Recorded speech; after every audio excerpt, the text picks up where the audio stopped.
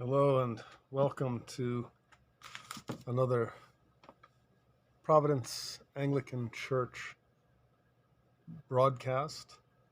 This one is about the Good Shepherd.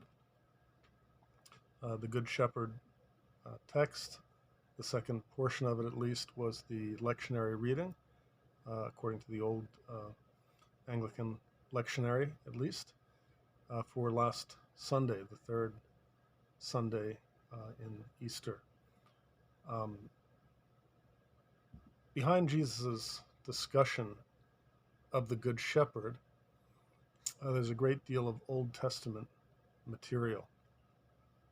Ezekiel 24 would be a primary example of that. It delivers a scathing critique of Israel's shepherds in olden times and the leaders of Israel, both kings and priests, are probably Ezekiel's targets. Appointed for the good care of the people, they had instead indulged in a kind of a selfish feeding frenzy. They had taken everything the sheep could offer, but had given them nothing in return. And when I say that they had taken everything the sheep had to offer, there seems to be an indication even that they had sheared them so close to the skin that one would imagine that the sheep had nothing left even to keep themselves warm with. And these shepherds had not strengthened the weak sheep. They had not fed the hungry sheep. They had not healed the sick sheep or bandaged up the wounded sheep. They had not even brought back the stray sheep. All they were interested in was what they could get from the sheep, and they did not take care of their stewardship. And so God announced his intention to dismiss the shepherds of Israel and to do their job himself. Now, before we talk about God doing the job himself, perhaps we could put in a word about what the divine view of shepherding was. In other words, what did God think that the role, for example, of a king was? We tend to think that a king ruling by divine right has the privilege of kind of doing everything for himself. But the idea in God's mind was that the king was a kind of a shepherd, an under shepherd, that is, and that he had been given a stewardship by the over shepherd, that is God himself, and that he was responsible to the over shepherd to take good care of the over shepherd's sheep. The sheep, of course, being the people of Israel in the Old Testament context, at least. But that would certainly carry over to the view of leadership that Jesus maintained in the New Testament era. Well, if we go back to Ezekiel just for a moment, God was so upset with the shepherds that had not taken good care of the sheep that he made this announcement through the prophet Ezekiel. This is what the sovereign Lord says. This is Ezekiel 24, verse 11 and 12. This is what the sovereign Lord says. And the word Lord there is capital L, capital O, capital R, capital D, the name of the covenant God of Israel. I myself will search for my sheep and look after them. As a shepherd looks after his scattered flock when he is with them, so will I look after my sheep. I will rescue them from all the places where they were scattered. And so when Jesus then announces himself as the Good Shepherd, both here in the Gospel according to St. John and anywhere else that he might make such a connection, the words of Ezekiel were bound to be ringing in the minds of his Jewish hearers. And the question that would immediately come to mind, I should think, would be this.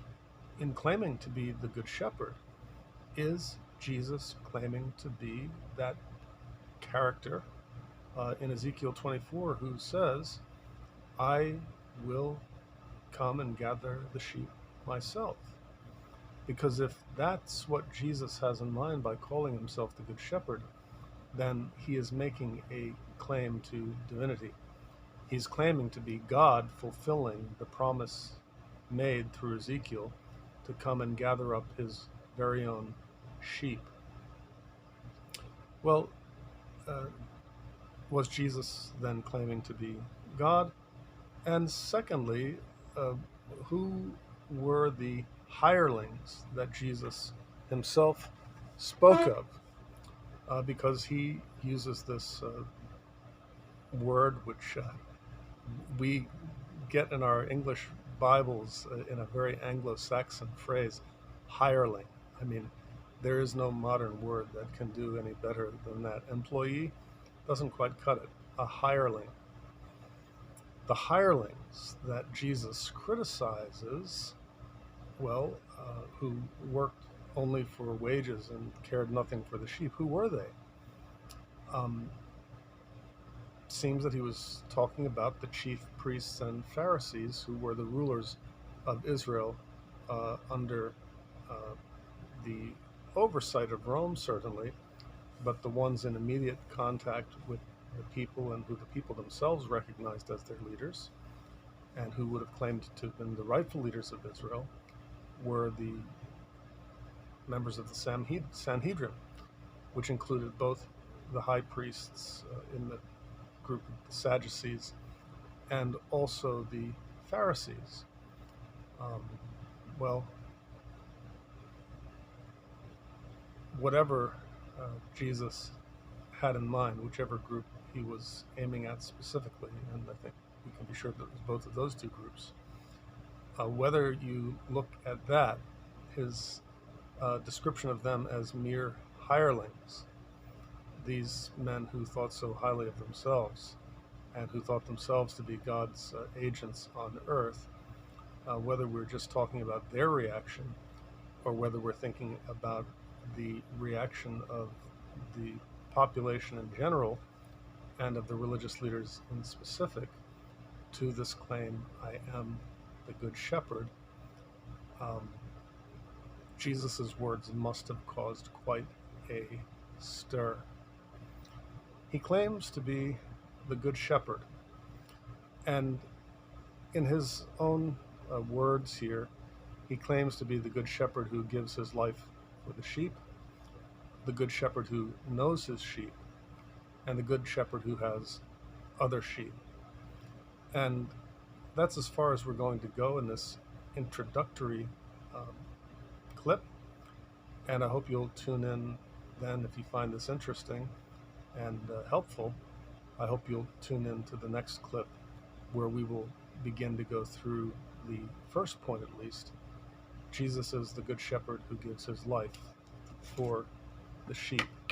And I'll look forward to being together with you again for that.